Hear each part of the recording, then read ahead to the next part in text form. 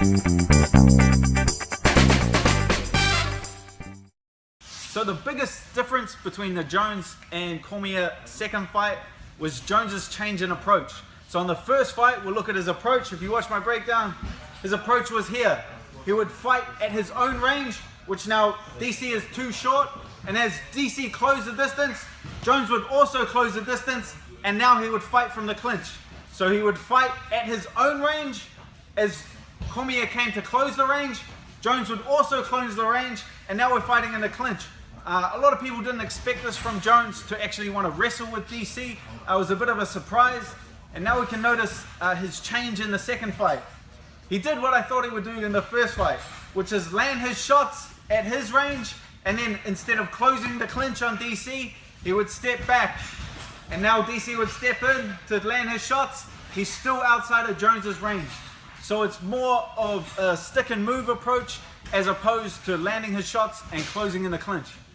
From round one, here we can see Jones and Cormier, they're measuring each other's distance. Jones gets off a right hand, measures his distance, he gets that oblique kick off, and then we can see him, instead of engaging in the clinch, we can just see him circle off there. So here's a beautiful example of how Jones controls the distance. So we see him here start with an oblique kick, then he's going to fire from long range, inside low kick, outside the range of DC.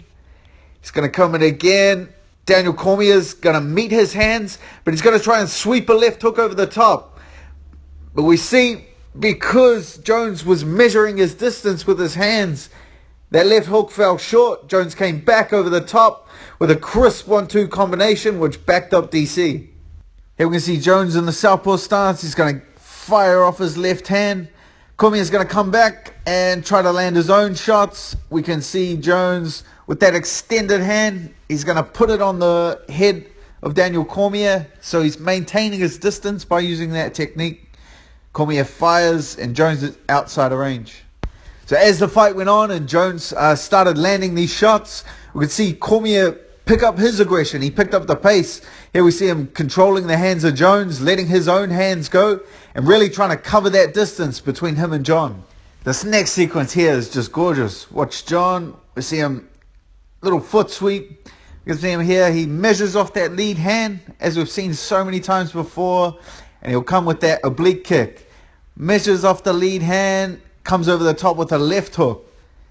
Now we can see him step back. Now he's in the southpaw stance. He's going to come straight up the middle and land one of those stab kicks to the stomach. And then exit off outside of distance again. Beautiful. Cormier had to get over aggressive to actually close the distance.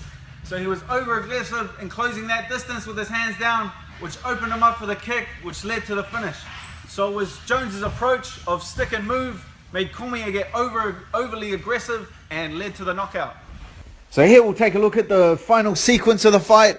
So we can see John circling out, Cormier pressing his attack. So Cormier by this stage had really picked up his aggression and started trying to close the distance on Jones.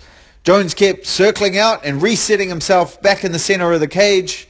Here we go. Cormier's leaping in, firing off punches. Jones stepping back, finding his distance. See him here throw a straight left to the body. As Cormier pressed forwards, there's that head kick, which ultimately led to the finish.